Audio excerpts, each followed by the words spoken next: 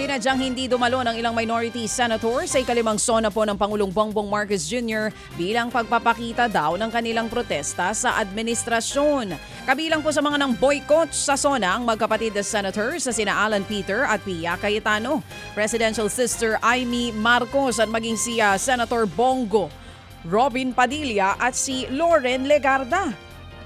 Halos lahat po sila ay nakasuot ng itim o may touch of black sa pagbubukas ng sesyon ng Senado kahapon po yan ng umaga. Ayon kay Senate Minority Leader Cayetano, paraan daw nila ito ng pagprotesta laban sa administrasyon. Sa social media post ni Amy, inihelin tulad niya po ang kanyang damit sa kalagayan daw ng bansa. Anya, gawa daw ito sa retaso, gutay-gutay, hiwa-hiwa at tira-tira. Masama ang loob namin dahil pinagkukulong, kinakasuhan ang minority. Yun lang, parang di ko kaya eh.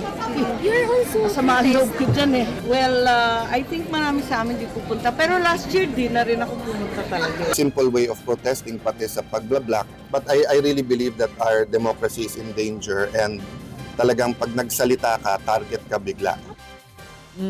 Yan nga po ang tinig ni Senator Alan Peter Cayetano at ni Senadora Amy Marcos. Samantala, ibinida po ng Pangulong Bongbong Marcos Jr. ang naging tugon ng gobyerno sa gera sa Middle East.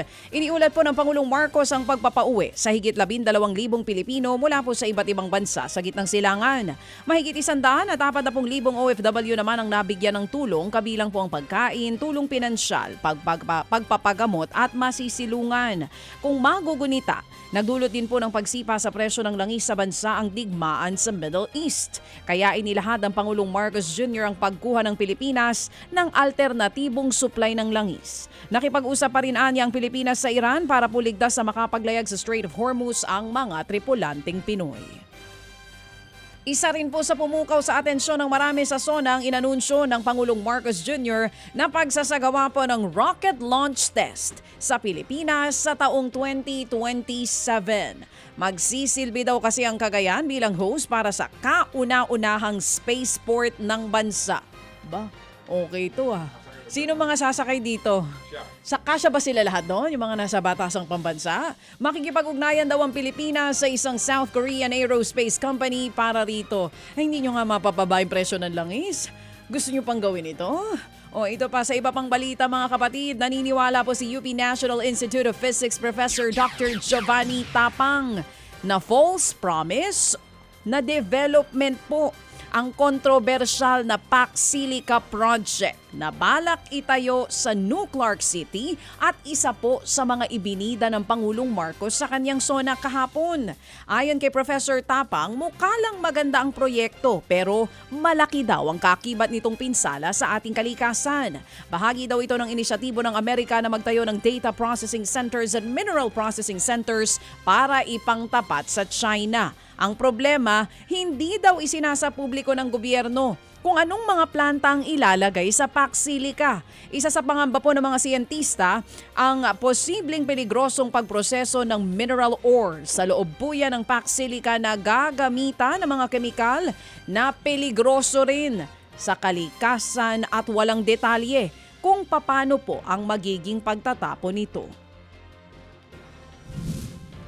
Hindi nila alam ngayon kung saan nila itatapon yung kanilang mga waste nito. So hindi lang siya usapin ng kuryente, hindi lang siya usapin ng water, usapin na rin siya ng waste. At itong lahat ng to, magtataka ka, paano nasasabi agad-agaran ng BCDA na pwede at okay ito, hindi naman nila napasasabi kung ano yung laki, kung sino-sino yung pupunta dyan, at kung ano yung mga effects na dapat i-consider ng BCDA bago sila pumasok sa ganito.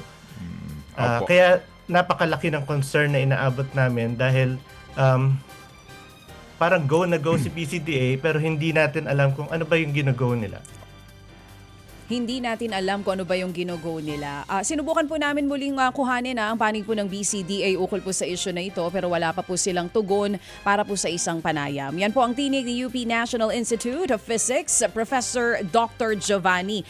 Mga kapatid, patuloy po kayong tumutok sa 105.9 True FM para sa totoong balita, impormasyon, music and entertainment. Mag-subscribe sa aming YouTube channel at podcast at sundan nyo kami sa Facebook, Instagram, X at TikTok sa True Network PH.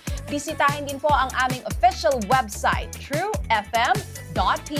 At panoorin din kami sa True TV Signal, Channel 19. Kami po ang 105.9 True FM. Laging true sa'yo, kapatid.